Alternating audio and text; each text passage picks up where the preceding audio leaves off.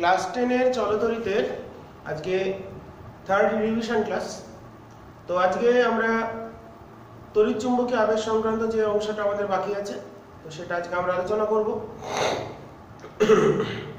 তো আগের দিন দুটো ভিডিওতে যতটা অংশ ছিল তোমরা নিশ্চয়ই সবাই দেখে নিয়েছো। তো আজকে আমরা তৃতীয় অংশটা আলোচনা করব। তো আগের দিন আমি একটু শুরু করেছিলাম তড়িৎচুম্বকীয় আবেশে।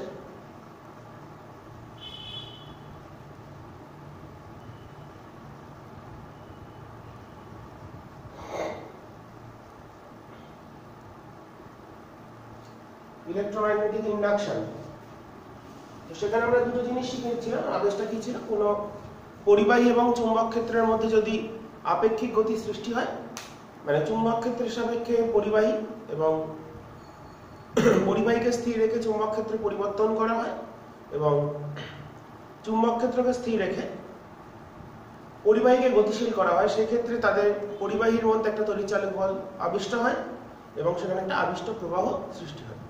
তো তারপর আমরা পড়েছিলাম তড়িৎ ফ্লাক্স বা চৌম্বক ফ্লাক্স বা চৌম্বক প্রবাহ। তো চৌম্বক প্রবাহটা কি ছিল? কোন একটা তলের ভিতর দিয়ে লম্বভাবে যতগুলি চৌম্বক বলরেখা অতিক্রম করে সেটাকে আমরা চৌম্বক ফ্লাক্স বলি। তো চৌম্বক ফ্লাক্সটা আমরা খুব গুরুত্বপূর্ণ।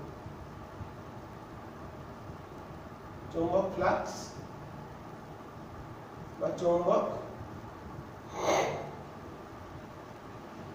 প্রবাহ, এটাকে ফাই চিহ্ন দিয়ে প্রকাশ করা হয়, ফাই এম। এটা মানে কি?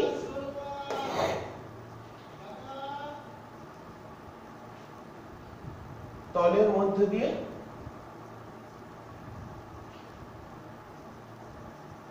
লম্বভাবে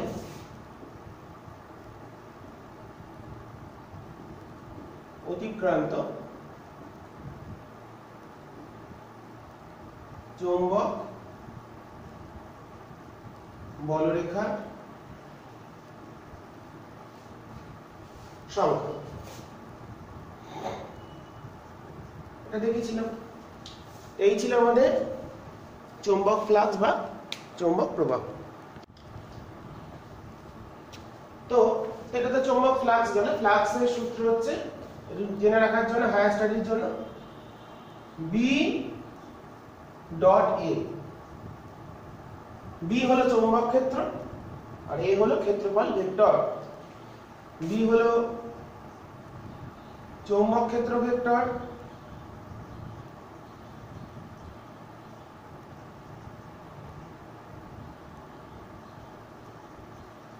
আর এটা হলো ক্ষেত্র ভেক্টর। ক্ষেত্রফল একটা ভেক্টর রাশি, ভেক্টর। তো যাই হোক, তোমরা একটু জেনে রাখবে। তো কোন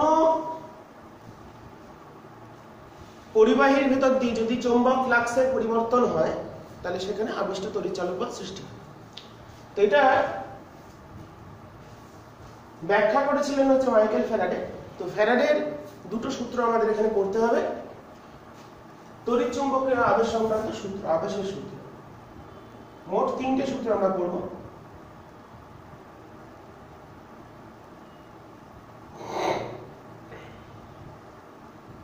ফার্স্ট আমি মুখে বলে দিচ্ছি, প্রথম দুটো ফ্যারাডের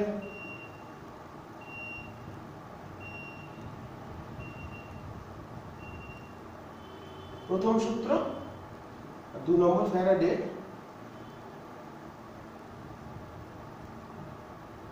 দ্বিতীয় সূত্র।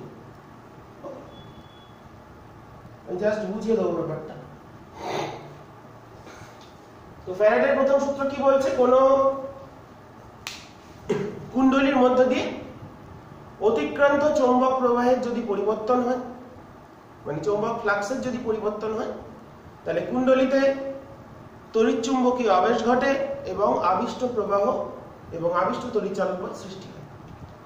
তাহলে কি বললাম? কোন পরিবাহী কুণ্ডলীর মধ্য দিয়ে অতিক্রান্ত চৌম্বক ফ্লাক্সে যদি পরিবর্তন হয়, চৌম্বক প্রবাহের যদি পরিবর্তন হয়, বলরেখার সংখ্যা, লম্বভাবে অতিক্রান্ত বলরেখার সংখ্যার যদি পরিবর্তন হয়, সেক্ষেত্রে কুণ্ডলীতে তড়িৎচালক বল আবিষ্ট হয় এবং আবিষ্ট প্রবাহ সৃষ্টি হয়। এবং দ্বিতীয় সূত্র বলছে আবিষ্ট তড়িৎচালক বলের মান ফ্যারাডের সূত্র থেকে তড়িৎ প্রবাহ বা তড়িৎ চালক বলের দিক বোঝা যায় না, মানটা জানা যায়। আবিষ্ট তড়িৎ চালক বল যতখানি আবিষ্ট হবে তার মান চৌম্বক প্রবাহের পরিবর্তনের হারের সাথে সমানুপাতিক। ওকে, তো ধরো কোন একটা পরিবাহী কুণ্ডলী আছে, জাস্ট এক পাকের একটা কুণ্ডলী দেখানো, তো তার কেন্দ্র বরাবর একটা উত্তর মেরুকে আমরা কাছে নিয়ে আসছি। দণ্ডচুম্বকের উত্তর মেরুকে আমরা এই কুণ্ডলীর কাছে নিয়ে আসছি না নির্দিষ্ট বেগে। তাহলে আমরা জানি কোন কুণ্ডলী যদি এটা পরিবাহী আর এই দুটো স্থির থাকে তাহলে এখানে কোনো প্রবাহ ঘটবে না, কিন্তু যদি এটা কাছে আসে বা দূরে যায়, কাছে আসলেও চৌম্বক বলরেখার সংখ্যা পাল্টাবে। কিভাবে পাল্টাবে?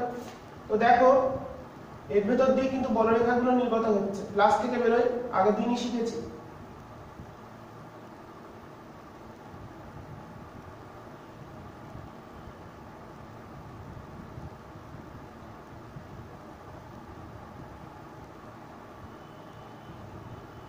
ওকে, তো দেখো এইটুকুনি আমরা বুঝতে পারছি,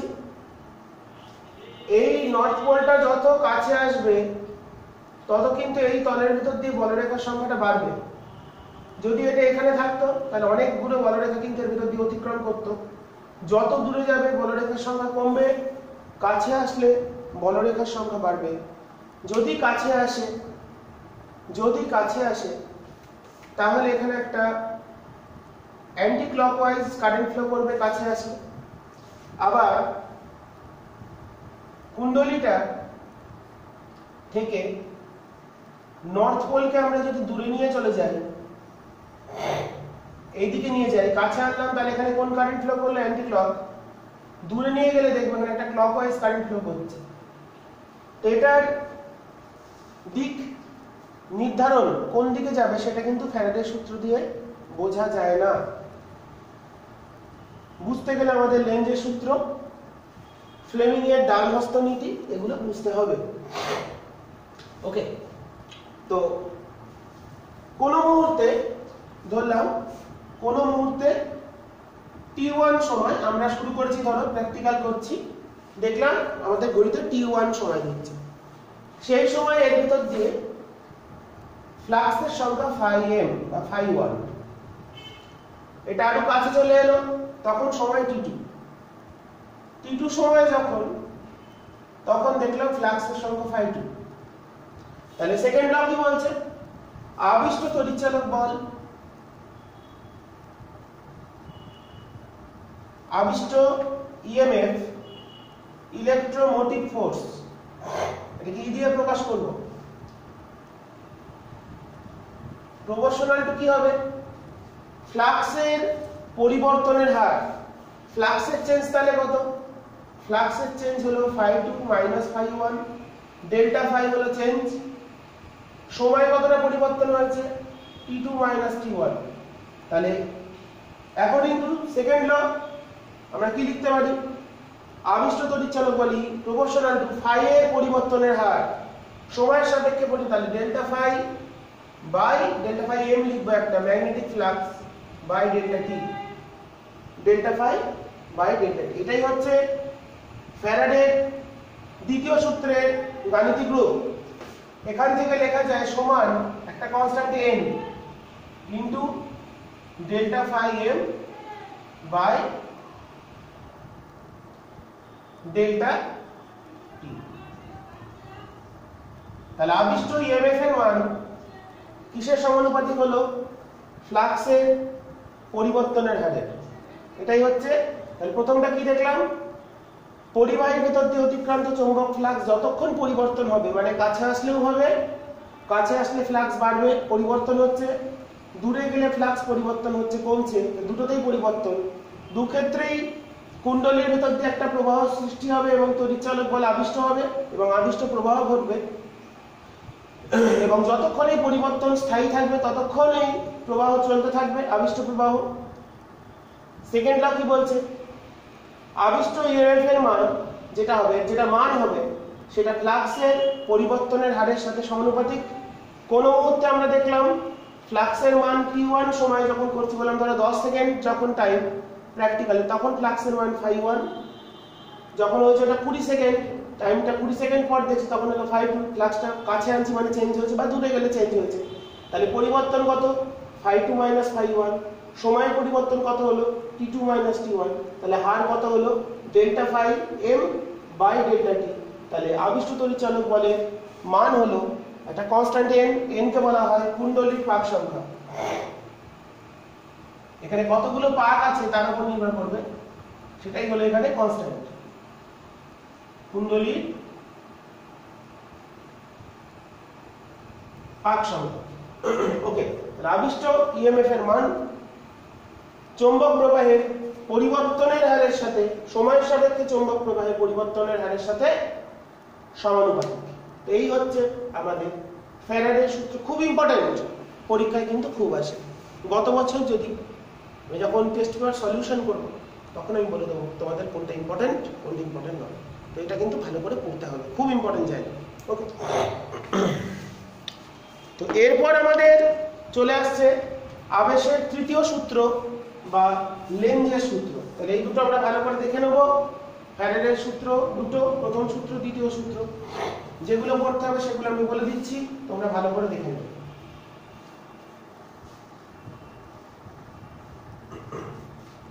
নেক্সট, তৃতীয় সূত্র মানে লেঞ্জের সূত্র।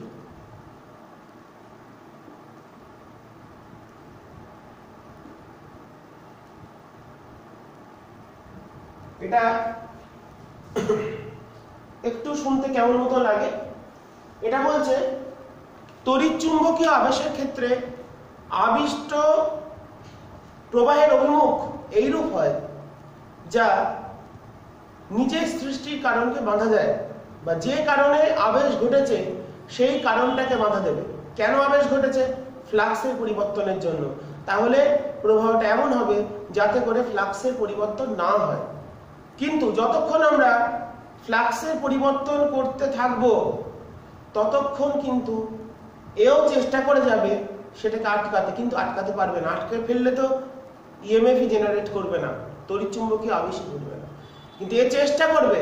তাহলে তড়িৎচুম্বকীয় আবেশের ক্ষেত্রে আবিষ্ট প্রবাহ যে কারণে সৃষ্টি হয়, আবিষ্ট প্রবাহের অভিমুখ এইরূপ হয় যা তার নিজের সৃষ্টির কারণকে বাঁধা দেয়। এটা হলো স্টেটমেন্ট। তোমরা স্টেটমেন্টটা পড়বে, আমি ব্যাপারটা বুঝিয়ে দিই। দিকটা ধরো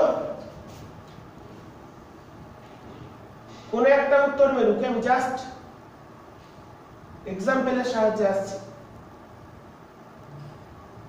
তো এটাকে যদি আমরা কাছে আনি, নর্থ পোল কাছে আসছে, তাহলে বলরেখাগুলো কোন দিকে? এর জন্য চুম্বক ক্ষেত্রগুলো কোন দিকে? এদিকে।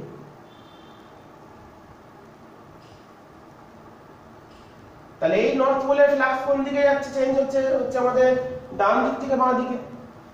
তাহলে তার মানে এই যে চুম্বক ক্ষেত্র সেটা কোন দিকে? এদিকে। তাহলে এখানে যে কারেন্ট ফ্লো করবে সেই কারেন্টের ফ্লো এর জন্য চুম্বক ক্ষেত্র কোন দিকে হবে? আমাদের ডান দিকে। এখানে এর যে ডাইপোলটার জন্য বা চুম্বক দ্বিমেরুর জন্য ফ্লাক্সের চেঞ্জ হচ্ছে, এটাকে কাছে আনার জন্য তার চুম্বক ক্ষেত্র কোন দিকে? বাঁ দিকে। তাহলে এখানে যে কারেন্টটা ফ্লো করবে, তার চুম্বক ক্ষেত্র হতে হবে কোন দিকে? দেখো, তার মানে আমাদের কারেন্টটা ফ্লো করবে অ্যান্টি ক্লকওয়াইজ। তাহলে এর চুম্বক ক্ষেত্রকে আটকাবে এর চুম্বক ক্ষেত্র, তার মানে এখানে ফ্লোটা হবে। তার মানে নর্থ পোলকে কাছে আনলে চুম্বক ক্ষেত্র হতে হবে, নর্থ পোল আছে মানে চুম্বক ক্ষেত্র এদিকে, তাহলে এর চুম্বক ক্ষেত্রটা হতে হবে এদিকে। এদিকে চুম্বক ক্ষেত্র মানে চুম্বক ক্ষেত্র বের হচ্ছে, চুম্বক ক্ষেত্র বেরোয় কি থেকে? নর্থ থেকে। তার মানে এখানে একটা নর্থ পোল তৈরি হয়ে যাবে, নর্থ পোল তৈরি হয়ে যাবে। তাহলে এটা কাছে আনলে তার মানে কারেন্ট ফ্লো করবে অ্যান্টি ক্লকওয়াইজ। ওকে, সিমিলারলি আমরা যদি এরকম ভাবে একটা ভাবতাম, ধরো এখানে একটা কয়েল আছে, এর সঙ্গে এখানে একটা কয়েল আছে যেটাতে কারেন্ট ফ্লো করছে অ্যান্টি ক্লক কারেন্ট ফ্লো করছে মানে এইভাবে। তাহলে এর চুম্বক ক্ষেত্রটা কোন দিকে? এদিকে, অ্যান্টি ক্লক। তাহলে এর এখানে যদি আইটা যেটা এখানে যেটা আমরা আই দিয়েছি, এখানে একটা বর্তনী এঁকে দিই, ব্যাপারটা বুঝতে পারবে। আর কারেন্টের দিক দিয়ে যাচ্ছে, কারণ এই দিকটা ব্যাটারি, এটা প্লাস, এটা রোধ জুড়ে দিই। এটা যদি কারেন্টটাকে আমরা বাড়িয়ে দিই, কারেন্টটাকে যদি বাড়াই, তাহলে এখানে কিন্তু চুম্বক ক্ষেত্র আস্তে আস্তে বাড়ছে। কোন দিকে বাড়ছে? এদিকে বাড়ছে। তার মানে এর ভেতর দিয়ে কিন্তু বলরেখার সংখ্যা পরিবর্তন হচ্ছে, কারণ এর ভেতর দিয়ে যে বলরেখাগুলো পাস করছে, এর যে বলরেখা, এর ভেতর দিয়ে কোন দিকে বলরেখা যাচ্ছে? এদিকে। তাহলে এর 2 নম্বর কুণ্ডলীর জন্য 1 নম্বরের ভেতরেও কিন্তু ফ্ল্যাগ, এর এখান দিয়ে বলরেখাগুলো গেছে, এদিক থেকে এদিকে যাচ্ছে বলরেখাগুলো। তাহলে এখানে কিন্তু এর কুণ্ডলীর ভেতর দিয়েও কিন্তু বলরেখা পাল্টাচ্ছে, এর যেমন পাল্টাচ্ছে সেরকম 1 নম্বরের ভেতর দিয়ে পাল্টাচ্ছে, কিন্তু এখানে কিন্তু কোনো কারেন্ট যাচ্ছে না। কেন পাল্টাচ্ছে? কারণ এটা এর কাছে আছে, এর বলরেখাগুলো এর তলের ভেতর দিয়েও অতিক্রম করছে। তার মানে এখানেও, তাহলে আমাদের এখানে কেমন কারেন্ট ফ্লো করবে? তাহলে দেখো এখানে চুম্বক ক্ষেত্রগুলো এদিকে চলে যাচ্ছে, তাহলে এর বলরেখাগুলো এদিকে যাচ্ছে, মানে যেন আমাদের এর বলরেখা এদিকে। তাহলে এখানে এমন ভাবে কারেন্ট ফ্লো করবে যাতে করে আমাদের এর জন্য যে চুম্বক ক্ষেত্র হয় সেটাও এদিকে, এদিকে চুম্বক ক্ষেত্র হয়। তার মানে এখানে একটা ক্লকওয়াইজ কারেন্ট ফ্লো করবে।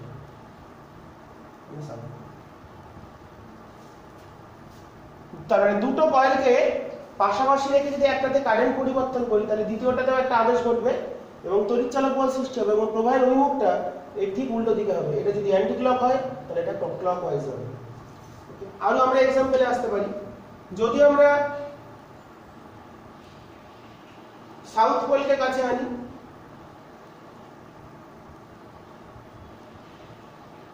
সাউথ পোলকে কাছে আনছি মানে বলরেখাগুলো এদিকে, সাউথ পোলের বলরেখাগুলো এদিকে। তাহলে চুম্বক ক্ষেত্রটা এর কোন দিকে? এই ডিরেকশনে। তাহলে এর চুম্বক ক্ষেত্র কোন দিকে হতে হবে? উল্টো দিকে। তার মানে উল্টো দিক মানে চুম্বক ক্ষেত্র এদিকে, তার মানে কারেন্টটা ফ্লো করবে আমাদের আঙুল অনুসারে হচ্ছে ক্লকওয়াইজ, ওইটার মতো। তার মানে এখানে একটা সাউথ পোল যদি কাছে আসে তাহলে এখানে একটা সাউথ তৈরি হবে। তাহলে এই হচ্ছে আমাদের লেন্জের সূত্রের ব্যাখ্যা। তাহলে এই কারণেই বলা হচ্ছে ঠিক উল্টো উল্টো।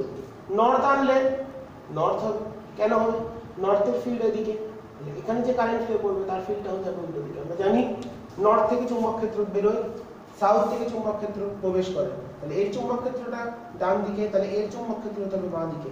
ওকে, এখানে আমরা কি দেখলাম? চুম্বক ক্ষেত্র কোন দিকে? এদিকে। তাহলে এর হতে হবে কোন দিকে? উল্টো দিকে, সবসময় বিপরীত দিকে। বাধা দিতে গেলে বিপরীতমুখী হতে হয়। তাহলে এই হচ্ছে ফ্যারাডের লেন্জের সূত্রের চিত্রের সাহায্যে ব্যাখ্যা বা দিক নির্ধারণ। এটা খুব গুরুত্বপূর্ণ, তোমরা কিন্তু ভালো করে দেখবে। তো এই যে তড়িৎচালক বল সৃষ্টি হচ্ছে, যে এসছে কোথা থেকে? এই যে শক্তিটা, তড়িৎ শক্তিটা তৈরি হলো, আবিষ্ট তড়িৎ শক্তির উৎস কি? এখানে যদি প্রশ্ন দেয় আবিষ্ট তড়িৎ শক্তির উৎস কি, এখানে আবেশ যে ঘটলো, যে এখানে যে তড়িৎ শক্তিটা, তড়িৎ প্রবাহ হচ্ছে, মানে এখানে তড়িৎ শক্তি তৈরি হচ্ছে, এই তড়িৎ শক্তিটা এলো কোথা থেকে? কিছুই নয়, নর্থ পোলটাকে যদি আনতে হয়, এ কি করবে? একে বাধা দেবে। নর্থ পোলটা এখানে যে কারেন্টটা ফ্লো করবে, সে কি চাইবে? একে বাধা দিতে। বাধা দিতে দিলে এটাকে তো আমরা আনতে পারবো না। তাহলে আমরা যদি ওটাকে সেই বাধার বিরুদ্ধে কার্য করি, এই যে পরিমাণ লেন্জের সূত্র অনুসারে কি করবে? এখানে প্রবাহটা এমন হবে যাতে করে বাধা পায়। তাহলে বাধা দিলে এটাকে নিয়ে যেতে গেলে যে কার্য করতে হবে সেটা হচ্ছে বলের বিরুদ্ধে কার্য। বাধার বিরুদ্ধে কার্য মানে ধনাত্মক কার্য। ধনাত্মক কার্য মানে সেখানে কিছু পরিমাণ কার্য কোনো শক্তিতে রূপান্তরিত হচ্ছে। তার মানে লেন্জের সূত্র অনুসারে খুব গুরুত্বপূর্ণ শক্তি সংরক্ষণের ব্যাখ্যা। কোথা থেকে এলো? তড়িৎ শক্তিটা। তাহলে লেন্জের সূত্র অনুসারে কি? আবিষ্ট প্রবাহ সৃষ্টির কারণকে বাধা দেয়। তার মানে এই নর্থ পোলটাকে কাছে আসতে বাধা দেবে। তাহলে আমরা যদি সেই বাধা অতিক্রম করে নর্থ পোলটাকে কাছে নিয়ে যাই, তাহলে কি দেখব? তাহলে দেখতে পাবো এই নর্থ পোলটা যে বাধার বিরুদ্ধে কার্য করছে, বলের বিরুদ্ধে কার্য মানে পজিটিভ ওয়ার্ক, সেখানে কিছু পরিমাণ শক্তি অন্য শক্তিতে রূপান্তরিত হবে। সেই অন্য শক্তিটাই হলো কার্যটাই, অন্য শক্তিটাই হলো এখানে আবিষ্ট তড়িৎ শক্তি। যত দ্রুত নিয়ে যাব তত দ্রুত পরিমাণ বেশি পরিমাণ এখানে ফ্লাক্সের চেঞ্জ হবে, তত বেশি পরিমাণ আবিষ্ট তড়িৎ শক্তি সৃষ্টি হবে, তত বেশি পরিমাণ আবিষ্ট প্রবাহ ঘটবে। যত দ্রুত নিয়ে যাচ্ছি মানে বলের বিরুদ্ধে কার্য বেশি করছি, বলের বিরুদ্ধে বেশি কার্য করছি মানে সেখানে আমাদের আবিষ্ট তড়িৎচালক বল বা আবিষ্ট তড়িৎ শক্তির পরিমাণ বেড়ে যাচ্ছে। তার মানে আবিষ্ট তড়িৎ শক্তির উৎস তাহলে কি হলো, আমাদের বাধার বিরুদ্ধে যে কার্য বা যে পরিমাণ ধনাত্মক কার্য করি সেই কার্যটাই এখানে আবিষ্ট তড়িৎ শক্তিতে রূপান্তরিত হয় এবং আবিষ্ট প্রবাহ সৃষ্টি করে। এটা হচ্ছে শক্তি সংরক্ষণ এবং লেঞ্জের সূত্র। খুব ইম্পর্টেন্ট তোমাদের পরীক্ষার জন্য, এটা খুব ভালো করে পড়বে। লেঞ্জের সূত্র এবং শক্তি সংরক্ষণ তোমাদের সব বইতে আছে। যুক্তিটা মনে রাখতে হবে, বাধা বলের বিরুদ্ধে তাহলে আমরা পয়েন্ট 1 এ কি করবে, কাছে আসতে গেলে বাধা দেবে। আমরা যদি সেই বাধা অতিক্রম করে এটাকে এগিয়ে নিয়ে যেতে চাই তাহলে বলের বিরুদ্ধে বাধার বিরুদ্ধে কার্য করতে হবে। বাধার বিরুদ্ধে কার্য হচ্ছে মানে সেখানে কিছু পরিমাণে এনার্জি লস হবে, মানে আমরা যে কার্য করবো সেই এনার্জিটা কনভার্ট হবে। লস হচ্ছে মানে আমাদের এনার্জিটা অন্য শক্তিতে রূপান্তরিত হচ্ছে, সেই অন্য শক্তিটাই হলো এখানে আবিষ্ট তড়িৎ শক্তি। আমরা যত দ্রুত নিয়ে আসবো তত এখানে বেশি পরিমাণ আবিষ্ট তড়িৎচালক বল তৈরি হবে, কারণ যত দ্রুত নিয়ে আসবো তত ফ্লাক্সের পরিবর্তনটা বেশি হবে। ফ্লাক্সের পরিবর্তন যত বেশি হবে তত আবিষ্ট ইএমএফ বেশি উৎপন্ন হবে। আমি যে কথাগুলো বললাম তোমরা এগুলো লিখে নেবে, নোট ডাউন করে নেবে, এটা যেন মনে থাকে। এরকম ভাবেই লিখতে হবে, যুক্তি দিয়ে লিখতে হবে। বলের বিরুদ্ধে কার্যটাই হচ্ছে আবিষ্ট তড়িৎচালক বলের বা আবিষ্ট তড়িৎ শক্তির উৎস।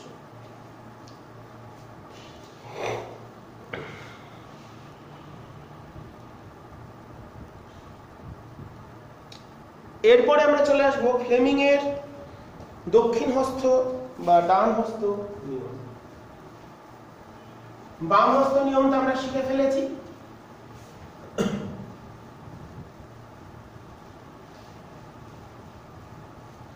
ডান হস্ত নিয়মকে, আগের নিয়মটা ছিল মোটন নিয়ম, তো ফ্লেমিং এর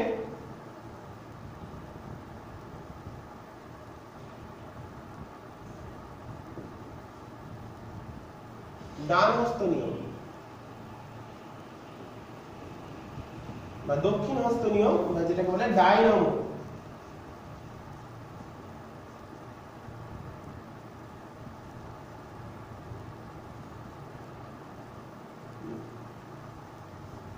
ডায়নামোতে যে এসি বা ডিসি উৎপন্ন হয়, জেনারেটর বা ডায়নামোতে যে এসি বা ডিসি উৎপন্ন হয় সেটাই আমাদের এখানে বুঝতে হবে। তো আমাদের একই রকম, আমাদের ডান হাতে প্রথম তিনটা আঙ্গুলকে সমকোণে রেখে আমরা যদি ছবিটা এঁকে নিই আগেরটার মতন, আমি আর হাত আঁকছি না, তাহলে প্রথম তিনটা আঙ্গুলকে সমকোণে রাখলাম, তাহলে এই বরাবর থাকবে চুম্বক ক্ষেত্র, চৌম্বক ক্ষেত্র থাকবে তর্জনী বরাবর। ওকে, এই বরাবর তর্জনী বরাবর চৌম্বক ক্ষেত্র, এই বরাবর যদি হয় পরিবাহী গতি,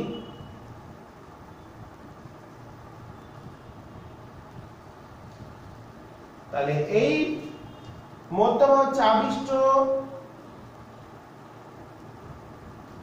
প্রবাহের অভিমুখ নির্দেশ করবে। ডান হাতের প্রথম তিনটে আঙ্গুল বৃদ্ধাঙ্গুলি তর্জনী মধ্যমাকে পরস্পর সমকোণে রেখে যদি তর্জনী বরাবর চৌম্বক ক্ষেত্র, এটা তর্জনী, এটা বৃদ্ধাঙ্গুলি,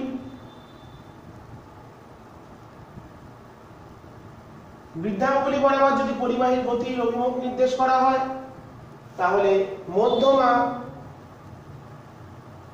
আবিষ্ট প্রবাহের অভিমুখ নির্দেশ করবে। কিভাবে করবে দেখি। ধরো দুটো ম্যাগনেটিক পোল আছে,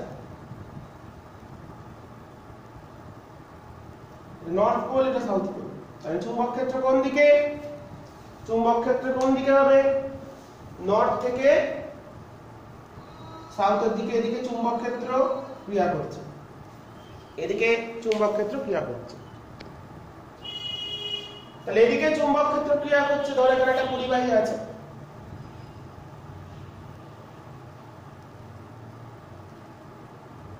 এটা একটা পরিবাহী। তো পরিবাহীটাকে আমরা বললাম এই বরাবর গতিশীল হচ্ছে ভি বেগে। তাহলে কোন দিকে প্রবাহ যাবে? তো আমরা যদি ফ্লেমিং এর ডান হস্ত নিয়ম বলি, তাহলে চুম্বক ক্ষেত্র কোন দিকে? এদিকে। পরিবাহী গতি হচ্ছে বুড়ো আঙুল, তাহলে কোন দিকে যাচ্ছে পরিবাহী গতি? এদিকে। তাহলে কারেন্ট যাবে কোন দিকে? এই বরাবর। তাহলে এদিক থেকে এদিকে তড়িৎ প্রবাহ সৃষ্টি হবে, তাহলে তড়িৎ প্রবাহ হবে এই বরাবর। কারেন্টের দিক হবে এই বরাবর, তাহলে চুম্বক ক্ষেত্রের দিকে, পরিবাহী গতি ওদিকে, তাহলে ফ্লো করবে এদিকে কারেন্ট। ঠিক আছে, তাহলে এটাই হচ্ছে ফ্লেমিং এর ডান হস্ত নিয়ম। যেমন ধরো আমাদের একটা ছবি দিল, ধরো আমাদের একটা ছবি দিল এরকম দিল চুম্বক ক্ষেত্র আছে। এটা মানে কি বোঝাচ্ছে? চুম্বক ক্ষেত্রগুলো ভেতরের দিকে, তলের সাথে। এখানে একটা পরিবাহী আছে, পরিবাহীটা দিকে গতিশীল হচ্ছে। এখানে একটা রোধ জুড়ে দেওয়া হয়েছে, রোধ আর এই রোধের ভেতর দিয়ে কারেন্টটা কিভাবে যাবে? তো দেখো চুম্বক ক্ষেত্র কোন দিকে? চুম্বক ক্ষেত্র ভেতরে। পরিবাহী যাচ্ছে কোন দিকে? এই দিকে, ডান দিকে। তাহলে কারেন্ট যাবে উপরে, তাহলে এই দিক থেকে এদিকে কারেন্ট যাবে। তাহলে এখানে কারেন্ট ফ্লো করবে কোন দিকে? চুম্বক ক্ষেত্র ভেতরে। পরিবাহী যাচ্ছে ডান দিকে, তাহলে কারেন্ট ফ্লো করবে উপরের দিকে। তার মানে এই দিকে কারেন্ট ফ্লো করবে, তাহলে কারেন্টটা এই দিক দিয়ে যাবে।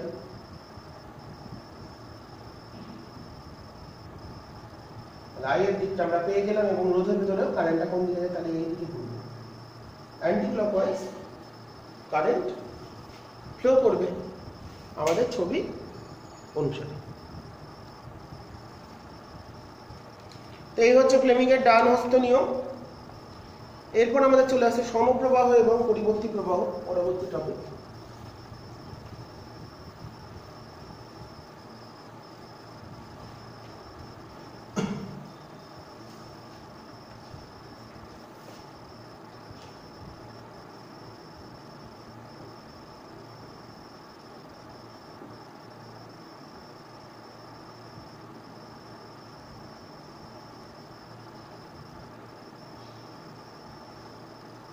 সমপ্রবাহ মানে প্রবাহ মাত্রা এদিকে সময়, আর প্রবাহ মাত্রার যদি লেখচিত্র করা হয় তাহলে সময়ের সঙ্গে যদি মান এবং অভিমুখ যদি পরিবর্তিত না হয় তখন তাকে সমপ্রবাহ বলা হয়। কোন প্রবাহ মাত্রার দিক বা অভিমুখ এবং মান সময়ের সাথে যদি পরিবর্তিত না হয় তখন তাকে সমপ্রবাহ বলা হয় বা ডিরেক্ট কারেন্ট বলা হয়, ডিসি। তাহলে অভিমুখ সর্বদা একই দিকে থাকবে এবং তার মানেরও খুব বেশি একটা স্থির মানের প্রবাহের ক্ষেত্রে, ডিসি ক্ষেত্রে হ্যাঁ, প্রবাহের মান যদি পরিবর্তন হয় তাহলে সেটা অসম প্রবাহ বলা যেতে পারে। অসম প্রবাহ মানে অসম মানের সমপ্রবাহ, মানটা পরিবর্তন হয় আর পরিবর্তন হচ্ছে, ফ্ল্যাকচুয়েট করছে, সেটাও কিন্তু সমান। তাহলে সময়ের সাপেক্ষে এটা লিখেছি, যেটা আমরা ছবি সেটা হচ্ছে স্থির মানের ডিসি প্রবাহ, মানে যেটা তড়িৎ কোষ সরবরাহ করে। স্থির মানের সমপ্রবাহ যেটা তড়িৎ কোষ বা ব্যাটারি সরবরাহ করতে পারে নির্দিষ্ট বিভব পার্থক্য রেখে, যদি পরিবর্তনশীল হয় ফ্ল্যাকচুয়েট করতেই পারে। আর পরিবর্তী প্রবাহ মানে সময়ের সাথে তার অভিমুখ পরিবর্তিত হবে, অল্টারনেটিং কারেন্ট। সময়ের সাথে তার অভিমুখ পরিবর্তন হবে, ঠিক আছে। কারণ এটা তো যদি বলি প্লাস, তাহলে 0 ম্যাক্সিমাম হলে এটাকে বলা হয় শীর্ষ মান, I0 কমে গেল, 0 হলো মাইনাস আই জি, এটা হলো মাইনাস,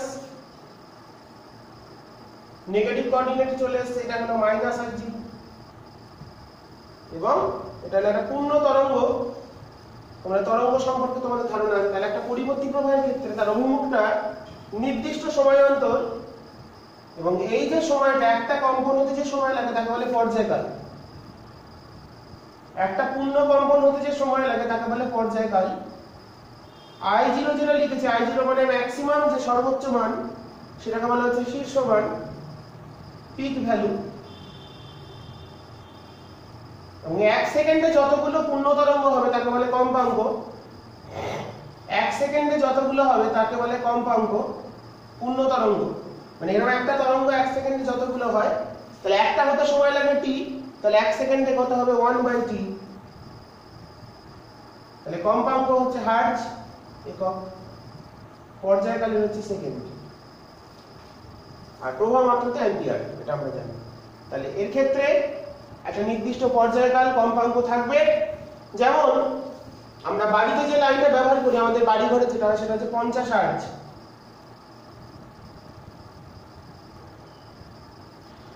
কম্পাঙ্ক হচ্ছে 50 হার্জ, তাহলে পর্যায়কাল কত? তাহলে আমাদের বাড়ি ঘরের ক্ষেত্রে যেটা ব্যবহার, তার পর্যায়কাল 1/50, মানে 0.2 দিয়ে গুণ করলে 0.02 সেকেন্ড। তাহলে 0.02 সেকেন্ড হলো একটা, তাহলে কতক্ষণ অন্তর প্লাস মাইনাস হয়? এখান থেকে এই অবধি হলো 0.02, তাহলে এইখানে দেখো এটা t/2, তার মানে অল্টারনেট করে, দিক পরিবর্তন হয়, দিক পাল্টায় 0.0 সেকেন্ড অন্তর।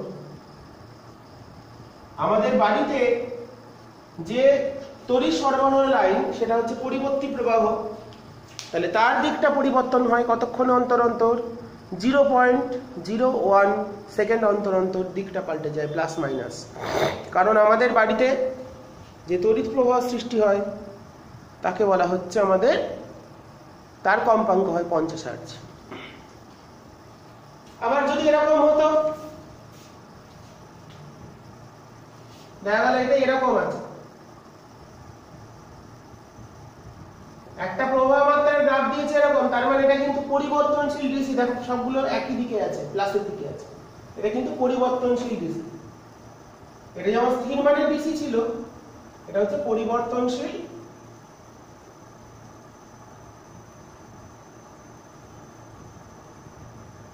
ডিসি বা সমপ্রবাহ। সমপ্রবাহের ক্ষেত্রে দিকটা পাল্টাবে না, আর আমার এসির ক্ষেত্রে দিকটা পাল্টাবে সময়ের সাথে, অভিমুখ পাল্টায় নির্দিষ্ট পর্যায়কাল অন্তর বা নির্দিষ্ট সময় মেনে বা পর্যায়কাল মেনে তার দিকটা পাল্টে যায় পরিবর্তী প্রবাহের ক্ষেত্রে।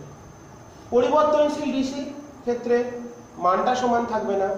স্থির মানের ডিসির ক্ষেত্রে কি উৎস, কি তড়িৎ কোষ বা যে কোনো ব্যাটারি জাতীয়, যেখানে আমাদের স্থির মানের বিভব পার্থক্য তৈরি করতে পারে, সেরকম কোনো সোর্স স্থির মানের ডিসি বা সমপ্রবাহ সৃষ্টি করে। এছাড়া আমরা ডিসি ডায়নামো পড়বো, ডিসি ডায়নামো পড়বো, সেগুলো এবার আমাদের আস্তে আস্তে দেখতে হবে।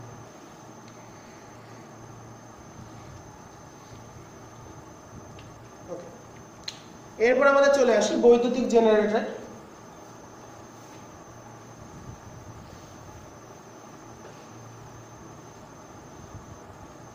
মনে রাখতে হবে এসি আর ডিসির মধ্যে একটা প্রশ্ন লিখে দিই,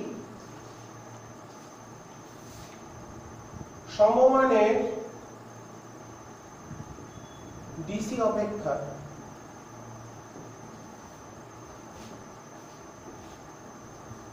এসি অধিক বিপজ্জনক। এটা খুব গুরুত্বপূর্ণ। কেন? কারণ ডিসির ক্ষেত্রে এই যে বলি আমরা, আমাদের বাড়ির লাইনের ভোল্টেজ হচ্ছে কত, 220 ভোল্ট, তাই বলি তো 220 ভোল্ট লাইন আমাদের। তো এসির ক্ষেত্রে যেটা মাপা যায়, এসির ক্ষেত্রে পরিমাপ করতে পারি, মনে রাখবো,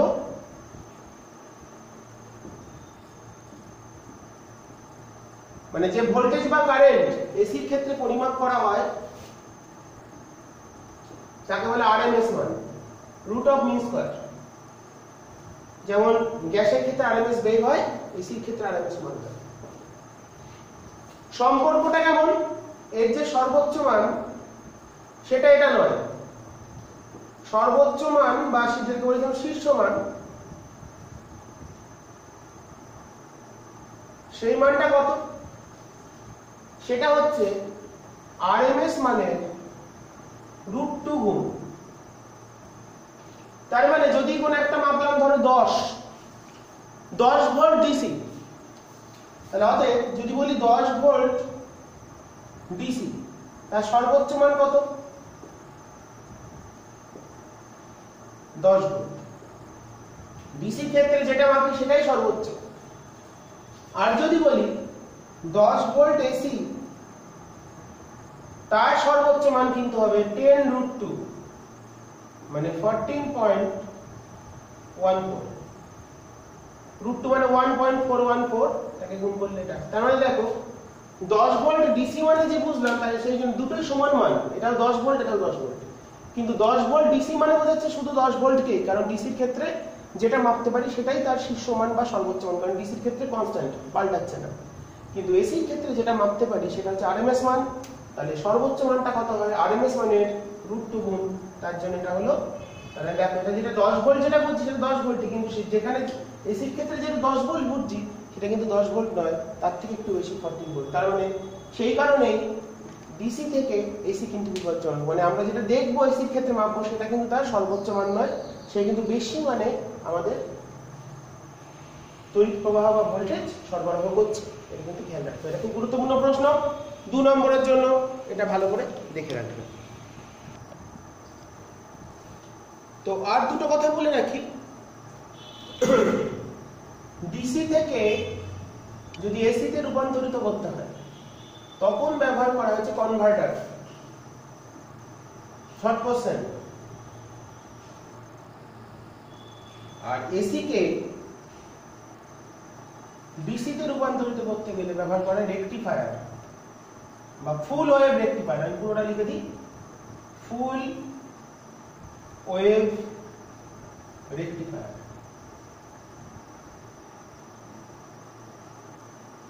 বা পূর্ণ তরঙ্গ বাংলায় লিখলে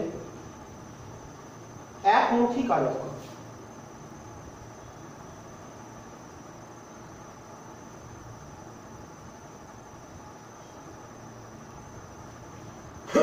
ঠিক আছে, এই দুটো আমাদের শর্ট কোশ্চেনের জন্য তোমরা খেয়াল রাখবে। এরপর আমরা চলে যাব বৈদ্যুতিক জেনারেটর বা ডায়নামো, যেটা আমাদের আলোচ্য বিষয়। এরপর এসি আর ডিসি দুটো করতে হবে।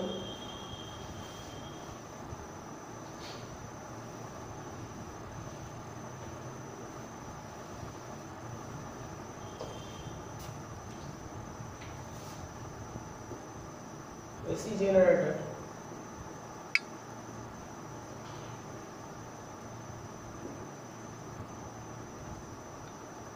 মানে যেখানে অল্টারনেটিং কারেন্ট উৎপন্ন হবে সেটাই হচ্ছে আমাদের এসি জেনারেটর।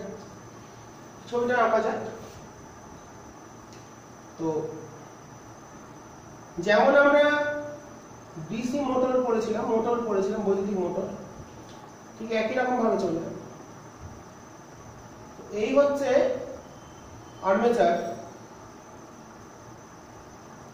চুম্বক ক্ষেত্রে পরিবাহী গতিশীল হতে হবে, তাহলে এটাকে ঘোরাতে হবে।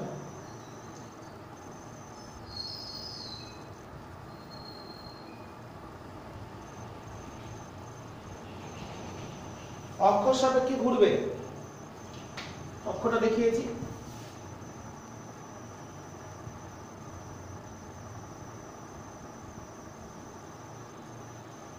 তো এখানে এসি জেনারেটরের ক্ষেত্রে দুটো এখানে স্লিপ রিং ব্যবহার করা হয়। কেমন রিংটা?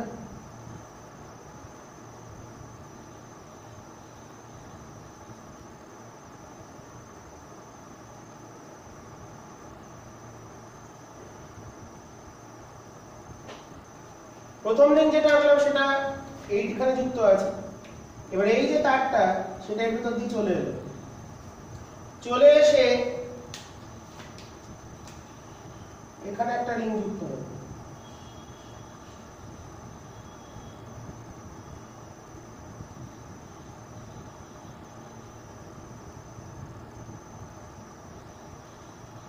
ওকে, এই দুটো রিং এর সাথে বললাম এটা এ রিং, দুটো গ্যাস কার্বন নির্মিত ব্রাশ যুক্ত থাকবে।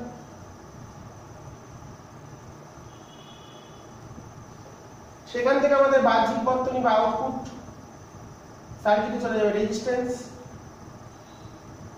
Filament, switch. এইভাবে সুইচটা দেখায়। তো দেখো এটাকে আমরা রোটেট করাচ্ছি, ধরলাম এদিকে ঘুরছে, ক্লকওয়াইজ ঘুরছে আর্মেচারটা এইভাবে পড়ে যাচ্ছে। তো চুম্বক ক্ষেত্রের নর্থ পোল, এটা সাউথ, তাই চুম্বক ক্ষেত্র কোন দিকে? এইদিকে চুম্বক ক্ষেত্র বি। তাহলে কারেন্টটা কিভাবে হবে? মনে রাখতে হবে এই যে দুটো কার্বন নির্মিত ব্রাশ, এইগুলো কিন্তু জাস্ট এর সঙ্গে কন্ট্যাক্টে আছে, এর সঙ্গে ঘুরবে না। ঘুরবে কতটা? আর্মেচার আর দুটো রিং একসঙ্গে ঘুরে যাবে। বললাম এ বি সি। তার মানে যখন ইনিশিয়ালি দেখো আমাদের পিটা কানেক্ট আছে রিং এর সাহায্যে ডি থেকে সি হয়ে যাচ্ছে, আবার যখন এটা ঘুরে এদিকে চলে যাবে, যখন এদিকে চলে যাবে তখন কিন্তু বি তেই কানেক্ট থাকছে। আবার কিউটা কিন্তু সর্বদা এর সঙ্গে কানেক্ট থাকবে, ঘুরলেও একই রকম কানেক্ট। তো ঘুরলে কি হবে? কারেন্টটা দেখে নি। ফ্লেমিং, ফ্লেমিং দা আছে, ফ্লেমিং দা তাহলে দেখো এই বাহুটা কোন দিকে যাচ্ছে? নিচের দিকে। এই হচ্ছে আমাদের রুল। চুম্বক ক্ষেত্র কোন দিকে? চুম্বক ক্ষেত্রের দিকে। পরিবাহী গতি কোন দিকে? নিচের দিকে। আমি এবি বাহুর ক্ষেত্রে বলছি, পরিবাহী গতিটা কোন দিকে? জিনিসটা এইভাবে ঘুরছে, তাহলে এদিকের বাহুটার গতি নিচের দিকে, তাহলে কেমন হলো?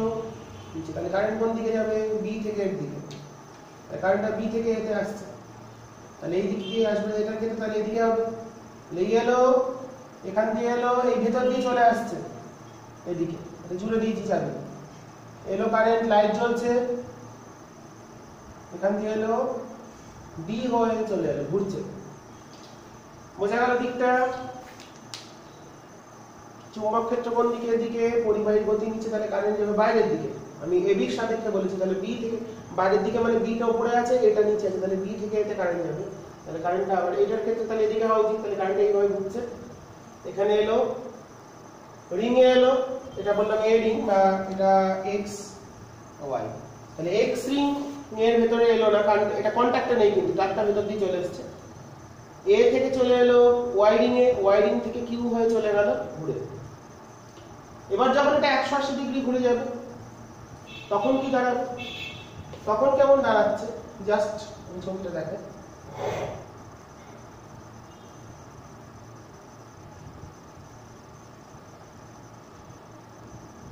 নর্থ এটা সাউথ। তো 180 ডিগ্রি যখন ঘুরে যাবে তখন কিন্তু এবি চলে এসছে এদিকে আর সিডি চলে এসছে এদিকে। তাহলে এ আর্মেচারটা আমি এদিকটা আঁকছি, তাহলে এটা হচ্ছে এ বি সি। তাহলে তখন কেমন হলো? এইটা চলে এসছে এদিকে, তার মানে এইটা একটা লম্বা বেরিয়ে চলে এসছে।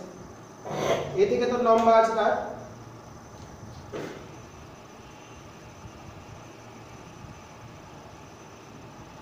এটা হচ্ছে বিটা, বি এর সঙ্গে যুক্ত ছিল, এটা এই সাইডে এসেছে, এটা আসবে এদিকে।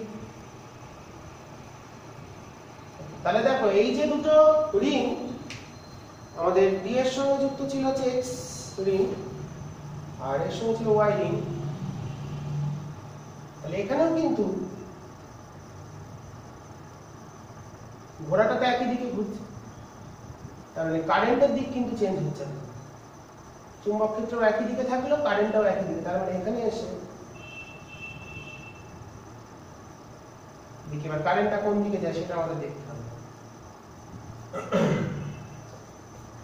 এই বর্তনীতে তো কারেন্ট চেঞ্জ হয়নি, তাহলে এখানে কি হবে দেখি। আগে আসছিল বি থেকে এ হয়ে কিউ হয়ে ঢুকছিল, এবার কোথা দিয়ে ঢুকবে? আমাদের তো এটা এদিকে, তাহলে এখন কোন দিকে ঢুকবে? এখানে এলো, ডি তে এলো, ডি থেকে চলে গেল পি তে, দেখো ঘুরে গেছে কারেন্ট, ঘুরে গেল, জোরে আছে, এদিক দিয়ে ঘুরলো। আগে ঘুরছিল কারেন্ট কোন দিকে? অ্যান্টি ক্লক, এটা দেখুন কোন দিকে, এদিক দিয়ে এলো, দিস ইজ ক্লকওয়াইজ, এখান দিয়ে এলো, এই চলে গেল আমাদের এক্স রিং হয়ে, এক্স রিংটা এখান দিয়ে ভিতর দিয়ে চলে আসছে, এই ভিতর দিয়ে চলে এলো, চলে এসে এক্স হয়ে এ হয়ে চলে গেল। তাহলে কারেন্ট এখানে কিন্তু কারেন্ট একই দিকে ঘুরছে। বহির্বর্তনীতে আর্মেচার বর্তনীতে প্রবাহ পাল্টানো না, কিন্তু বহির্বর্তনীতে ফিলামেন্ট বর্তনী যেটা বাহ্যিক বর্তনী, তাহলে এটা হচ্ছে 0 টু 180 ডিগ্রি, এটা হচ্ছে 180 ডিগ্রি থেকে 360 ডিগ্রি, দুটো হাফে, তাহলে দুটো ছবি এঁকেই কিন্তু তাহলে এ আর বি, তাহলে 0 থেকে 180 তে কোন দিকে বহির্বর্তনী প্রবাহ, তাহলে অ্যান্টি ক্লক মানে প্লাস, তার মানে প্রথম হাফটায় যেটা হলো, তাহলে দুটো হাফ মিলে কি হলো, অ্যান্টি ক্লক মানে প্লাস বোঝায়, আর ক্লক তাহলে কেমন হলো, প্লাস মাইনাস। তার মানে এখানে যে আইটা পাচ্ছি বা তড়িৎচালক বলটা পাচ্ছি, ইএমএফটা পাচ্ছি, সেটা কিন্তু প্রথমটা প্লাস, অ্যান্টি ক্লক মানে এইদিকে ঘুরছে মানে প্লাস বুঝি আমরা, আর মানে নর্থ পোলের মতন, আর এটা ক্লকওয়াইজ মানে মাইনাস। তাহলে দেখো 0 থেকে 180, 0 থেকে এটা 180, 180 থেকে 360, পুরো একটা পার্ট।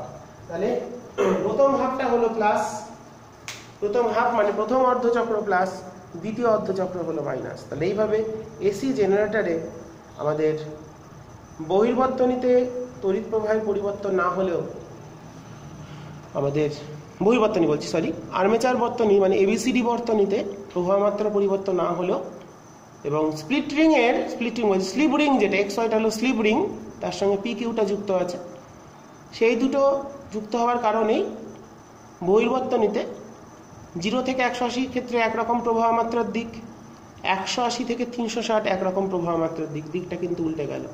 ওকে, আমরা দিকটা একটুখানি এখানে ক্লিয়ার করে দিই। তাহলে এই এলো, এখানে এলো, এই ভেতর দিয়ে আসছে, এখান দিয়ে এলো, এখান দিয়ে সেদিকে ঘুরে গেল। এইভাবে এসি জেনারেটরের ক্ষেত্রে বহির্বর্তনীতে যে ইএমএফটা বা প্রবাহ মাত্রা পেলাম সেটা কিন্তু পরিবর্তী, দিকটা উল্টে গেছে। তো এইভাবে আমার এসি জেনারেটর কাজ করে। এরপরে আমরা চলে যাব ডিসি জেনারেটরের ক্ষেত্রে, আমাদের বিষয়টা বুঝিয়ে নিতে হবে। তো এরপর আমরা পড়ব যে ডিসি জেনারেটর। ছবিটা কিছুই না, আমি ছবি একটা ছবিতে দেখিয়ে দেবো, একটুখানি জাস্ট বুঝতে হবে। ডিসি জেনারেটর সবকিছু শুধু এইখানটা না, বহির্বর্তনীর যে এখানে স্লিপ রিং এর পরিবর্তে স্প্লিট রিং ব্যবহার করা হয়, একটাই রিং। স্প্লিট মানে কি, খণ্ড করা, ভাগ করা।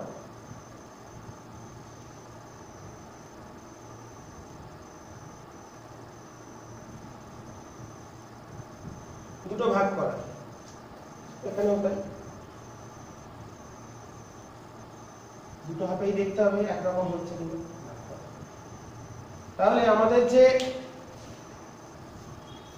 তাহলে স্প্লিট রিং ব্যবহার করছি, আগে ছিল স্লিপ রিং বা স্লিপ রিংও বলা হয়, স্প্লিট রিং।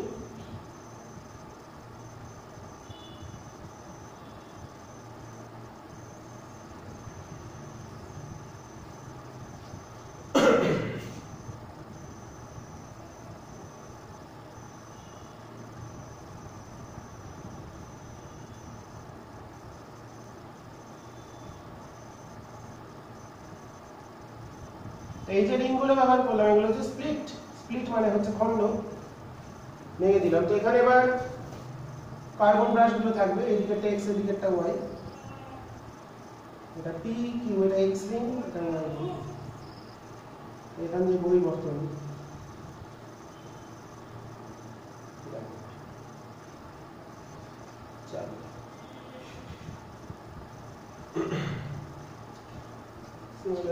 ফিলামেন্ট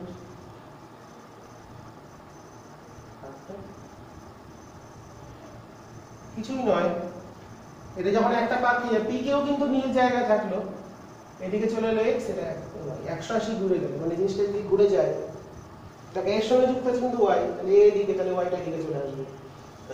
তার মানে ঘটনা যেটা দাঁড়ালো, দুর্ঘটনা, ঘটনা দাঁড়ালো কি জানি, ঘটনার ঘটনা। এখানে দেখো কারেন্টটা যেদিকে আসছে, এদিকে এলো, ওয়াই তে এলো, টি হয়ে চলে গেল এদিকে, কানেক্ট করা আছে। লাইট জ্বলে উঠলো,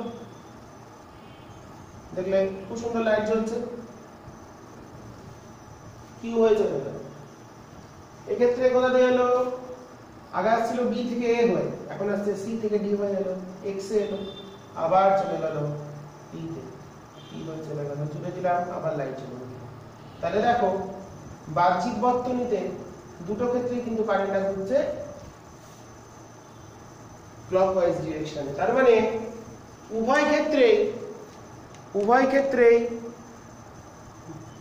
আর্মেচার বর্তনীতে তো দুটো ক্ষেত্রেই প্রবাহ মাত্রার দিক এক, এই ক্ষেত্রেও ডিসি মোটরের ক্ষেত্রে বাহ্যিক বর্তনী বা ফিলামেন্ট বর্তনীর ক্ষেত্রে স্প্লিট রিং ব্যবহার করার ফলে, স্প্লিট রিং যখন আমরা ব্যবহার করলাম তখন কি দেখতে পাচ্ছি, বা স্লিপ রিং এর পরিবর্তে স্প্লিট রিং যখন ব্যবহার করলাম, বইয়ের আগে কি হচ্ছিল, স্লিপ রিং এর ক্ষেত্রে কি 0 থেকে 180 একদিকে প্রবাহ, 180 থেকে 360 একদিকে প্রবাহ। কিন্তু এখানে কি দেখছি, 0 থেকে 180 বা 180 থেকে 360 উভয় ক্ষেত্রেই বাহ্যিক বর্তনী বা ফিলামেন্ট বর্তনীর ক্ষেত্রে প্রবাহ মাত্রার দিকের কোনো পরিবর্তন হচ্ছে না, প্রবাহ মাত্রার দিকের কোনো পরিবর্তন হচ্ছে না। তার মানে এখানে যে প্রবাহ মাত্রা পাচ্ছি সেটা হচ্ছে একমুখী প্রবাহ মাত্রা বা ডিসি প্রবাহ মাত্রা। ঠিক আছে, তাহলে এইটাই হচ্ছে আমাদের। তাহলে এসির ক্ষেত্রে কি আবর্তন করছি মানে কার্য, সেই কার্য বা যান্ত্রিক শক্তি রূপান্তরিত হচ্ছে পরিবর্তী প্রবাহ তড়িৎ শক্তিতে, আর ডিসির ক্ষেত্রে কি হচ্ছে, একমুখী প্রবাহের তড়িৎ শক্তিতে রূপান্তরিত হলো। এসির ক্ষেত্রে আমরা ব্যবহার করলাম কি, স্লিপ রিং। এসির ক্ষেত্রে ব্যবহার করলাম, ওটার ক্ষেত্রে স্লিপ রিং। এসির ক্ষেত্রে যে রিংটা ব্যবহার করলাম সেটা হলো স্লিপ রিং ব্যবহার করেছি, আর এখানে যেটা ব্যবহার করলাম হচ্ছে স্প্লিট রিং ব্যবহার করছি। স্লিপ রিং এর পরিবর্তে তাহলে কি রিং ব্যবহার করলাম, স্প্লিট রিং। স্প্লিট, এটা স্লিপ রিং,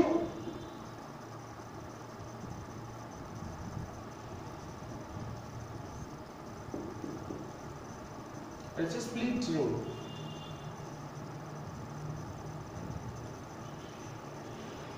স্প্লিট মানে খণ্ড করা, ভেঙে দেওয়া। তাহলে এই দুটো আমাদের ডিসির ক্ষেত্রে পার্থক্য একটাই, আর কিছু নয়, বাদ বাকি সব একই। তাহলে এইভাবে জেনারেটরের সাহায্যে আমরা পরিবর্তী প্রবাহ এবং একমুখী বা সমপ্রবাহ তৈরি করতে পারি। এরপর তোমাদের আছে দুটো জিনিস, তড়িৎ শক্তি উৎপাদন হলো তাপ শক্তি থেকে, একটা হচ্ছে জল বিদ্যুৎ থেকে, যেটা হচ্ছে তাপ বিদ্যুৎ, একটা হচ্ছে জল বিদ্যুৎ। তো তাপ বিদ্যুৎটা কেমন, তো বিভিন্ন যে জীবাশ্ম জ্বালানিগুলো আছে, কয়লা, পেট্রোলিয়াম, এগুলোর সাহায্যে আমরা তাপ শক্তিকে তড়িৎ শক্তিতে রূপান্তরিত করতে পারি এসি জেনারেটরকে কাজে লাগিয়ে। কি করে, তো একটা চেম্বারের মধ্যে কিছু পরিমাণ জল নিয়ে তাকে এই কয়লা, পেট্রোলিয়াম, এই জীবাশ্ম জ্বালানিগুলি সাহায্য নিয়ে সেটাকে উত্তপ্ত করা হবে এবং বাষ্প বা স্টিম উৎপন্ন করা হবে, স্টিম ইঞ্জিনের মতো। সেই স্টিমের প্রভাবে একটা টারবাইন আবর্তন করছে। সেই টারবাইনটা যুক্ত আছে কোথায়, টারবাইনের সাহায্যে এই যে আর্মেচার, সেই আর্মেচারটাকে ঘোরাচ্ছি। কোথায় ঘোরাচ্ছি, একটা চুম্বক ক্ষেত্রে। এসি জেনারেটরের যে আর্মেচার আছে, আর্মেচারটা নিশ্চয়ই কারোর সাহায্যে ঘোরাতে হবে। আমরা বলছি আবর্তন করছি, এটা যে এই যে আবর্তনটা হচ্ছে, যদি সেখানে আমরা তাপ শক্তিকে কাজে লাগিয়ে এটাকে ঘোরাই, কি করে ঘোরালাম, তাপ শক্তিকে কাজে লাগিয়ে বাষ্প উৎপন্ন করছি। সেই বাষ্প চাপের প্রভাবে টারবাইন ঘুরছে। টারবাইনের সাহায্যে, টারবাইনের সঙ্গে যুক্ত আছে আর্মেচারের কুণ্ডলী। আর্মেচার কুণ্ডলী ঘুরছে চুম্বক ক্ষেত্রে এবং ফ্লাক্সের পরিবর্তনের জন্য সেখানে তড়িৎ শক্তি উৎপন্ন হচ্ছে, এসি হোক বা ডিসি। আমরা এসির ক্ষেত্রেই সাধারণত করি। তো এই হচ্ছে তাপ শক্তি থেকে তড়িৎ শক্তি রূপান্তর। তাহলে কি তাপ শক্তিকে কাজে লাগিয়ে উৎপন্ন হলো বাষ্প, বাষ্পচাপ ঘোরাচ্ছে টারবাইনকে, টারবাইন ঘোরাচ্ছে আর্মেচার কুণ্ডলীকে, আর্মেচার কুণ্ডলী ঘুরছে কোথায়, চুম্বক ক্ষেত্রে। ফ্লাক্সের চেঞ্জ হচ্ছে বলরেখার পরিবর্তনের জন্য, আর্মেচার কুণ্ডলীতে একটি আবিষ্ট প্রবাহ সৃষ্টি হচ্ছে, এবং আবিষ্ট তড়িৎ শক্তি পাচ্ছি, এইভাবে তাপ শক্তিকে কাজে লাগিয়ে তড়িৎ শক্তি রূপান্তরিত করতে পারি। তাহলে এই হলো যুক্তি। তোমাদের বইতে ছবি আছে। সিমিলারলি জলবিদ্যুৎকে কাজে লাগিয়েও আমরা করতে পারি। জলপ্রবাহকে কাজে লাগিয়ে টারবাইন ঘোরানো হবে, একই জিনিস। টারবাইন ঘোরাবে হচ্ছে আর্মেচার কুণ্ডলীকে, আর্মেচার কুণ্ডলী ঘুরে সেখানে তড়িৎ শক্তি উৎপন্ন করবে। তাহলে জলশক্তি থেকে তড়িৎ শক্তি এবং তাপ শক্তি থেকে তড়িৎ শক্তি, এইগুলো কনসেপ্ট। তাহলে তাপ শক্তি কি করলো? বাষ্প তৈরি করলো, বাষ্প চাপের ফলে টারবাইন ঘুরছে, টারবাইন ঘোরাচ্ছে হচ্ছে আর্মেচার কুণ্ডলীকে, আর্মেচার কুণ্ডলী ঘোরার জন্য তড়িৎ শক্তি উৎপন্ন হলো। জলবিদ্যুতের ক্ষেত্রে কি? জলবিদ্যুৎ কি করে করছি? জলপ্রবাহ, উঁচু স্থান থেকে জলটা নেমে আসছে, তার স্থিতি শক্তিটা গতিশক্তিতে রূপান্তরিত হচ্ছে, সেই গতিশক্তির প্রভাবে টারবাইন ঘুরছে, টারবাইন ঘোরার ফলে আর্মেচার কুণ্ডলী যুক্ত আছে ওর অক্ষের সাথে, সেই আর্মেচার কুণ্ডলী ঘুরছে কোথায়? আমাদের চুম্বক ক্ষেত্রে দুটো শক্তিশালী মেরুর মধ্যে ঘুরছে, তার ফলে সেখানে একটা আবিষ্ট প্রবাহ বা আবিষ্ট তড়িৎচালক বল সৃষ্টি হচ্ছে, এবং এইভাবে আমরা জলবিদ্যুৎকে কাজে লাগিয়ে তড়িৎ শক্তি উৎপন্ন করছি। তো এই দুটো খুব গুরুত্বপূর্ণ, ছবিটা ভালো করে দেখে নেব। এটা আমি আর বললাম না খুব একটা। তো এরপরে আমাদের যেটা আছে সেটা হচ্ছে গৃহস্থলীর বৈদ্যুতিক বর্তনী। গৃহস্থলী বৈদ্যুতিক বর্তনী মানে আমাদের বাড়িঘরের ক্ষেত্রে যে বৈদ্যুতিক বর্তনী আমরা ব্যবহার করি সেটা হচ্ছে, মনে রাখতে হবে, সমান্তরাল সমবায়। গৃহস্থালীর ক্ষেত্রে যে বৈদ্যুতিক বর্তনী সেটা হচ্ছে আমাদের সমান্তরাল সমবায়, কাজে লাগিয়ে আমরা বৈদ্যুতিক বর্তনী তৈরি করে থাকি। গৃহস্থলীর কি যে মিনিংটা ছিল, গৃহস্থলীর বৈদ্যুতিক বর্তনী, গৃহস্থলী একদম সিলেবাসে যেগুলো আছে সেগুলোই বলছি, এই টপিকগুলো ভালো করে দেখতে হবে। তাহলে এখানে যে বর্তনী ব্যবহার করা হয় সেখানে রোধের সমান্তরাল সমবায় কাজে লাগানো হয়। রোধের সমান্তরাল সমবায় নীতিকে কাজে লাগায়। সমান্তরাল সমবায় নীতি কি? বিভব প্রভেদ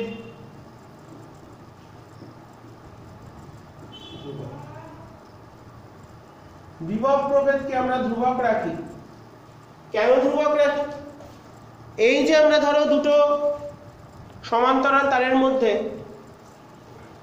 ধরো দুটো সমান্তরাল, এই হলো আমাদের দুটো সমান্তরাল তার, সেখানে যদি আমরা কোনো পাখা বা কোনো লাইট, তাহলে এখানে একটা আছে কানেকশন, এই দুটোর মধ্যে কিন্তু আমাদের লাইভ আর নিউট্রাল তার, এদের মধ্যে পোটেনশিয়াল ডিফারেন্স সব সময় 220 ভোল্ট এসি। এখানে আমরা চলে গেলাম একটা ইলেকট্রিক বোর্ড, এই বোর্ড থেকে বিভিন্ন যন্ত্র চালাচ্ছি, এখান থেকে চলে এলো আমাদের একটা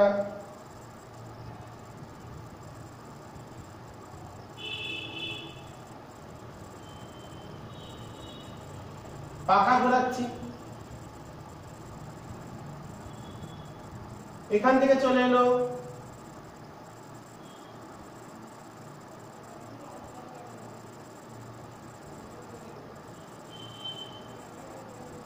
লাইট জ্বালাচ্ছে, যাই হোক না কেন। তো এখানে সমান্তরাল সমবায় থাকার ফলে যতগুলি বৈদ্যুতিক যন্ত্র আছে তাদের প্রত্যেকের বিভব পার্থক্য কিন্তু সমান থাকে।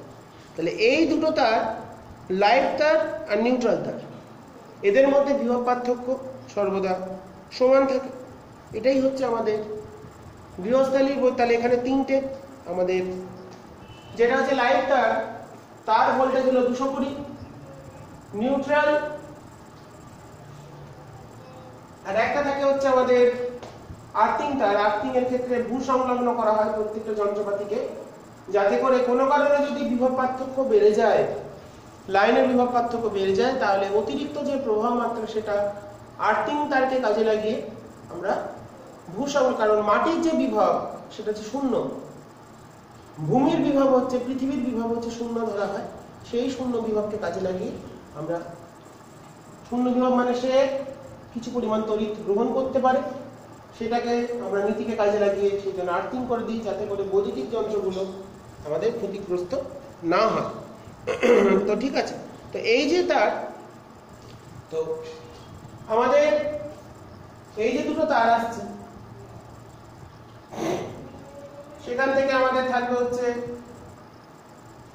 মেইন ফিউজ থাকবে, তারপরে চলে যাবে হচ্ছে আমাদের মেইন ফিউজের পর চলে গেল মিটার বক্সের মধ্যে। ঠিক আছে, এই যে মিটার বক্স, তাহলে একটা লাইট তার এলো, নিউট্রাল পোল থেকে আসছে, এই দুটো বাইরে পোল থেকে,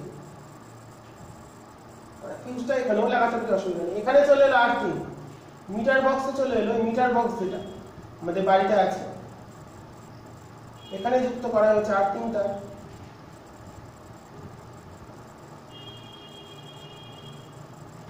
আর্থিং তারকে জুড়ে দিতে এবার এই মিটার বক্স থেকেই চলে যাবে বিভিন্ন যে যন্ত্রগুলো, মেন ফিউজ, অনেকটা ফিউজ থাকতে পারে, তারপরেও আমরা এখানে যেমন ফিউজ থাকে, এখান থেকে যখন চলে আসছে, এখান থেকে তাহলে লাইট বেরিয়ে চলে আসে, এখানে হচ্ছে মেন ফিউজ বলতে পারি। এটা কি করে, এখান থেকে চলে এলো আমাদের আমার বাড়ির লাইনে চলে যাচ্ছে এখান থেকে, এটা হলো মেন ফিউজ। এখানে একটা ফিউজ দেওয়া যেতে পারে, অনেক সময় দেয় বাড়ির বাইরে, কিন্তু এটা হলো আমরা মেন ফিউজ।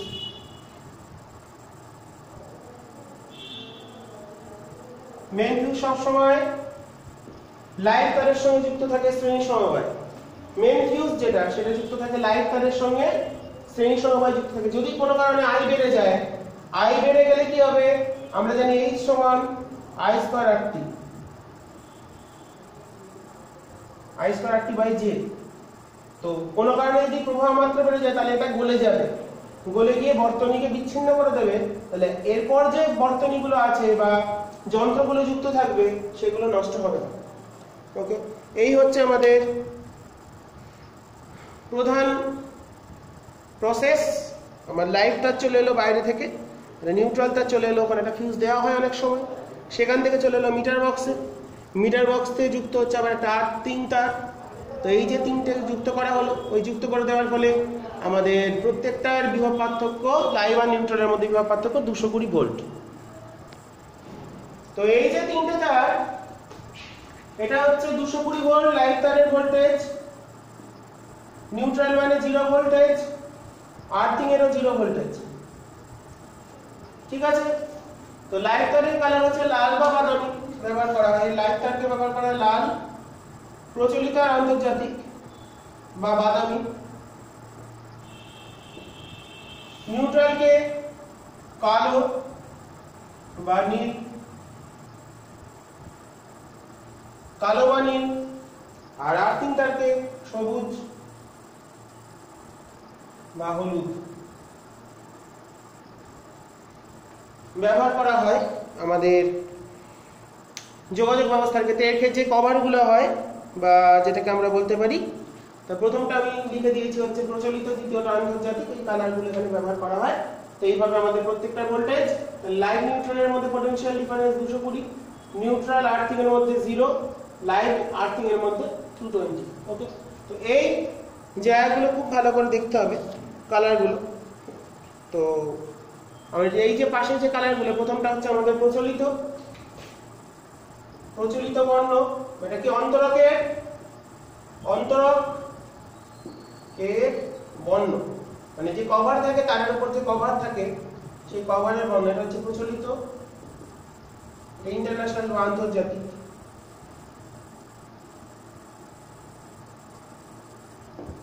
এটা তোমরা ভালো করে দেখে নেবে, এই জায়গাগুলো শর্ট কোশ্চেন হিসেবে খুব আসে, এটা আমাদের খেয়াল রাখতে হবে। ঠিক আছে, তো আর্থিংটা আমরা কেন করছি, এই যে আর্থিং তারটা জুড়ে দিয়েছি, আর্থিং তারটা জুড়ে দেওয়ার প্রধান কারণ, যদি লাইভ আর নিউট্রাল তারের মধ্যে যদি বিভব পার্থক্য কোনো কারণে বেড়ে যায়, সেই ক্ষেত্রে লাইনে শর্ট সার্কিট হয়ে, শর্ট সার্কিট মানে হচ্ছে ক্ষুদ্র পথে তড়িৎ প্রবাহ সবসময় যেতে চায়, তো শর্ট সার্কিটের ফলে কি হবে, সব যন্ত্রগুলো পুড়ে ধরে যাবে বা নষ্ট হয়ে যাবে। বিভব পার্থক্য মানে প্রত্যেকটা যন্ত্র একটা নির্দিষ্ট ম্যাক্সিমাম বিভব পার্থক্য সহ্য করতে পারে, যেটা বলে হচ্ছে ভোল্টেজ রেটিং। পড়িয়েছিলাম voltage rating, current rating, watt rating. তো রেটিং এর থেকে যদি বেড়ে যায়, তাহলে কিন্তু সেই যন্ত্রটা নষ্ট হয়ে যাবে। তো আমরা গৃহস্থালির ক্ষেত্রে যে যন্ত্রগুলো ব্যবহার করে থাকি, সেই এসি হোক, ফ্রিজ হোক, টিভি হোক, লাইট হোক, টিউব হোক, কোনো যন্ত্র, তার ক্ষেত্রে এসি সোর্সে যেগুলো চলে তাদের ক্ষেত্রে voltage difference must be 220 volt. Maximum ক্ষেত্রে অনেক ক্ষেত্রে 240 লেখা থাকে, তো যেটা যদি নষ্ট না হয় তার জন্য একটু বাড়িয়ে রাখা থাকে পোটেনশিয়াল ডিফারেন্সটা। তো 220 ভোল্টটা হচ্ছে আইডিয়াল কেস। তো 220 ভোল্টের থেকে যদি কোনো কারণে বেড়ে যায়, সেই ক্ষেত্রে প্রত্যেকটা ভোল্টেজ যদি বেড়ে যায় তাহলে ভোল্টেজ রেটিংটা বেড়ে যাবে। ভোল্টেজ রেটিং বেড়ে গেলে সেই ক্ষেত্রে কিন্তু আমাদের শর্ট সার্কিট হয়ে যন্ত্রগুলো ক্ষতি হওয়ার সম্ভাবনা থাকে। তো এই কারণেই আমরা কি করি, একটা অতিরিক্ত তারকে আর তামার তারকে মাটির তলায় মোটামুটি 8 থেকে 10 ফুট গভীরে বা তার বেশি, যেমন করে আমরা বাড়িতে জলের নলকূপ বসাই, জলের লাইন করি, ঠিক সেইভাবে করা হয়। তো সেটাকে মাটির সঙ্গে যুক্ত করা থাকে তামার তারকে। তো কারণ কিছুই না, যদি অতিরিক্ত বিভবটা যাতে নিয়ে নিতে পারে, কারণ এর জিরো পোটেনশিয়াল, জিরো মানে সে নিতেই পারবে, একদম জিরো পোটেনশিয়ালে আছে। তো বিভব পার্থক্য যদি বেড়ে যায়, সে অতিরিক্ত বিভবটা এই আর্থিং এর সাহায্যে আমাদের মাটিতে চলে যাবে এবং শর্ট সার্কিট জনিত কারণে যন্ত্রগুলো ক্ষতির হাত থেকে রক্ষা পাবে। এটাই হলো আর্থিং করার কারণ। এবং আর্থিং কিভাবে করা হয়, তো তামার তারকে মাটির ভেতরে বোরিং করে, বোরিং করা বলে পুঁতে দেওয়া, বোরিং করে প্রবেশ করে দেওয়া হবে। এখনকার দিনে দোকানে গেলে বড় বড় লোহার একটা শীট বা দণ্ড বিক্রি হয়, মোটামুটি 7 থেকে 8 ফুট, সেটা দিয়ে অনেকে আমাদের বোরিং করে, মানে মাটিতে গর্ত করে তার সঙ্গে জল আর লবণ দেয়। লবণ যেহেতু একটা তড়িৎ বিশ্লেষ্য বা পরিবাহী পদার্থ, আমরা জানি লবণ জল তড়িৎ পরিবহন করতে পারে, তো সেই জন্য জল আর লবণ দিয়ে ওটাকে বোরিং করা হয় যাতে কন্ডাক্টর হিসেবে কাজ করে বা পরিবাহীর মতন কাজ করে। ওকে, তো সেই কারণে ওটা বোরিং করা হয় এবং প্রবেশ করানো থাকে অনেক গভীরে, যাতে করে কোনো কারণে ভোল্টেজ ডিফারেন্সটা বেড়ে গিয়ে শর্ট সার্কিট না হয় এবং উচ্চ বিভব পার্থক্যের দরুন কোনো যন্ত্র খারাপ না হয়, তার জন্য এটাকে আর্থিং করে দেওয়া হয়। এটাই আমাদের গুরুত্বপূর্ণ, আর্থিং করার কারণ কি। ঠিক আছে, এছাড়াও তো আমাদের বেশ কিছু জিনিস আছে।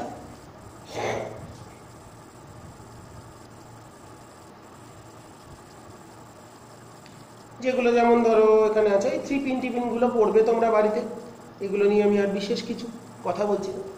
তো প্রবাহ তড়িতে আজকে তৃতীয় দিনের আলোচনা এখানেই শেষ করছি। এরপর আমরা টেস্ট পেপার সমাধানে চলে যাব। টেস্ট পেপার সমাধান হয়ে গেলেই আমরা, অনেকে তোমরা বলেছো অপটিক্সটা পড়াতে, তো অপটিক্সটা এখন আমি করাবো না, কারণ আমি এর আগে জৈব রসায়ন করেছি টেস্ট পেপার। প্রবাহ তড়িৎটা কমপ্লিট হলে আমরা চলে যাব কেমিস্ট্রি একটা চ্যাপ্টারে, পিরিয়ডিক টেবিল বা পর্যায় সারণী। ওটা দিয়ে অনেক প্রশ্ন হয়, অনেক নাম্বার আসে। তো পর্যায় সারণী করার পর আমরা চলে যাব অপটিক্সে। তোমরা অপেক্ষা করো, যেভাবে করাচ্ছি এগিয়ে চলো, দেখতে থাকো। সিলেবাস কমপ্লিট রিভিশন করাবো, প্রত্যেকটা চ্যাপ্টার ধরে ধরে টেস্ট পেপার করাবো, প্রত্যেকটা চ্যাপ্টার রিভিশন ভিডিও তৈরি করব। তোমরা শুধু ভালো করে ভিডিওগুলো ফলো করে যাও এবং যেভাবে বলছি ভালো করে বুঝে নেওয়ার চেষ্টা করো। তোমাদের যেটা কাজ সেটা করো, আমি আমার কাজটা সাধ্যমতো চেষ্টা করছি যাতে তোমাদের সামনে মাধ্যমিকে টার্গেট মিনিমাম 90% নাম্বার পেতেই হবে এবং ভালো রেজাল্ট করতেই হবে।